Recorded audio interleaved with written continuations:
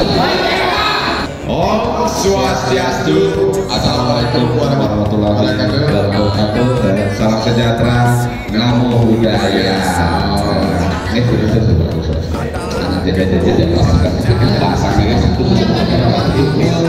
Jadi semangat ngaji dengan dawang. Pak, habis semangat ngaji Pak, ada pas campur. Ayo kita ada.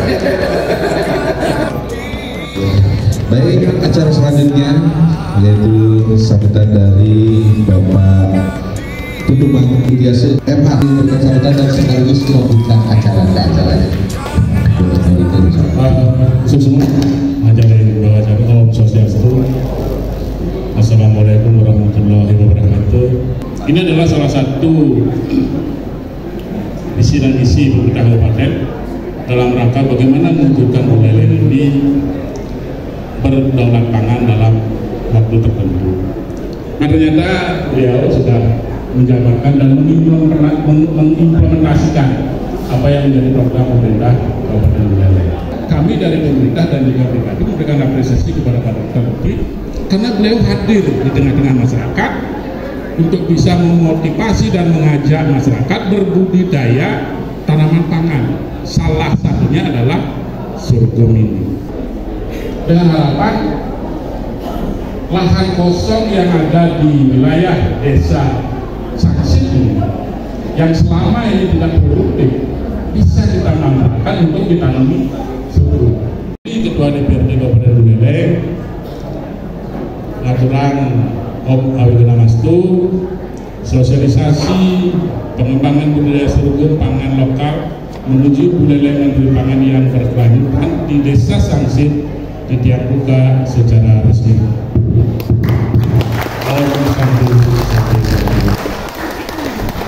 Baik, marilah kita mulai acara ini ke pemateri pertama. Om Swastiastu. Sudah kita dengar bersama apa yang disampaikan sama Pak Mangku Biasa ya, masalah tentang pangan. Banyak yang bertanya, apa teh sorghum? Apa teh jatuh tema? Tuh tinggalin Singaraja, Singamara Raja nih, apa bisa ini? Itulah sorghum. Artinya dari situ saya mendapatkan simbol bahwa Buleleng akan bisa mandiri pangan berkelanjutan dengan sorghum ini. Ini sejarah dan kenyataannya sekarang kita sudah jalan. Sudah melakukan sosialisasi di beberapa kecamatan dan saat ini di Desa Sangsit yang sebenarnya intinya sekali adalah kita ingin mengajak masyarakat petani untuk mulai tentunya mengelola lahan-lahan non produktif. Kita tidak hanya hanya berwacana aja, tapi kita sudah membuktikan. Dan kenapa saya melakukan proyek pilot project di Kubu Tambahan di Penyusuan di sebelahnya sekolah Bali Mandara. Di situ kita punya area 18 hektar. 12 hektar kita tanamin sorghum dan April ini kita akan panen. Ini menjadi sorotan dari pusat dan mungkin dari pusat akan hadir. Kenapa? Karena ini memang program dari pusat. Sedangkan sorghum, pengelolaan sorghum di Bali ini ternyata baru pertama kita yang di Buleleng ini. Sosialisasi kegiatan BMI Peduli ya untuk budidaya sorghum kita memang sudah lakukan kesekian kalinya dan ini untuk pertama di Kecamatan Sawan yang kita pusatkan di Desa Sangsit. Antusias dari masyarakat, respon masyarakat berkaitan dengan budidaya ini sangat bagus sekali, baik sekali, luar biasa sekali. Dukungan dari pemerintah desa dan juga adat, apalagi daerah ini memang daerah yang nampaknya cocok untuk dikembangkan, dibudidayakan sorghum itu, sehingga kedepannya ini akan kita tindak lanjutin lagi ya, karena ini pertemuan sosialisasi awal, tentunya akan kita tindak lanjuti lagi dengan kelompok-kelompok petani yang sudah tadi kita bicarakan juga sama aparat desa dan adat untuk mengkoordinir, sehingga kita akan langsung eksekusi dari apa program yang memang kita jalankan. Siapapun yang memperkenalkan jahe merah, ginseng, poran, nike adalah perusahaan yang ngadep bibit.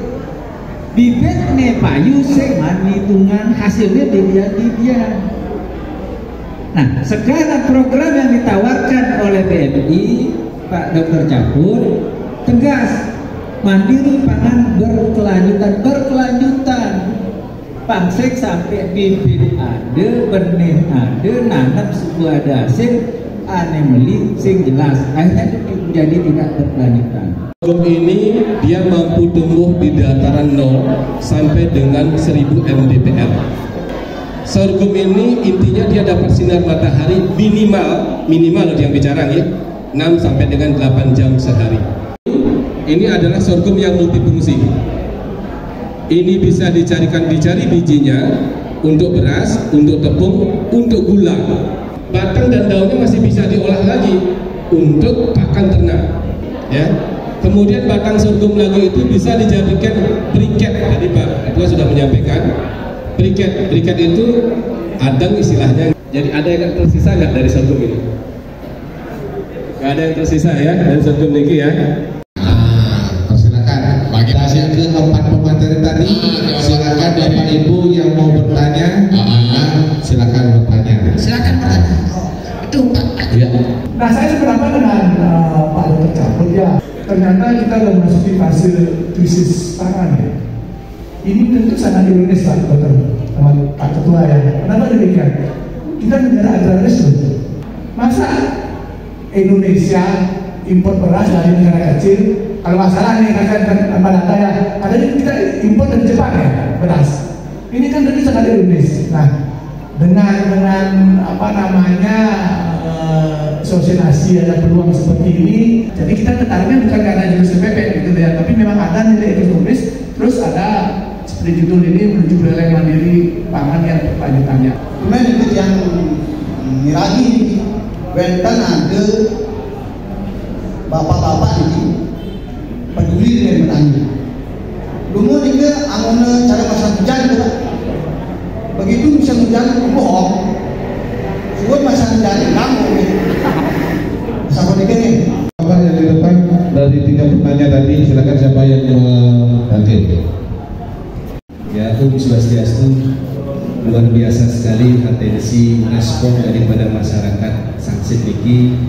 Sosialisasi kita lakukan dan kita tahu kekhawatiran daripada petani-petani itu. Sing nyanan blok-blok ini, sing nyanan raga angone komoditi saja. Nah, saya Banteng Muda Indonesia sangat merasakan sekali bagaimana keluhan-keluhan dari masyarakat khususnya petani. Dan saya dan kami dari BMI tidak ingin mengulang hal-hal yang membuat petani itu tanda petik sakit. Saya buktikan, tidak saya berdasarkan kata-kata, tapi saya buktikan. Saya terus bekerja.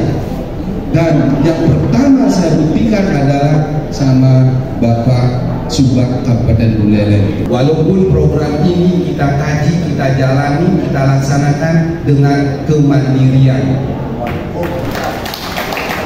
Murni biaya kita sendiri. Saya melihat bahwa BMI ini merupakan satu organisasi anak muda yang memang sangat peduli, khususnya saat ini adalah tentang pertanian. Dan saya selalu melihat tagline-nya itu adalah mandiri pangan berkelanjutan.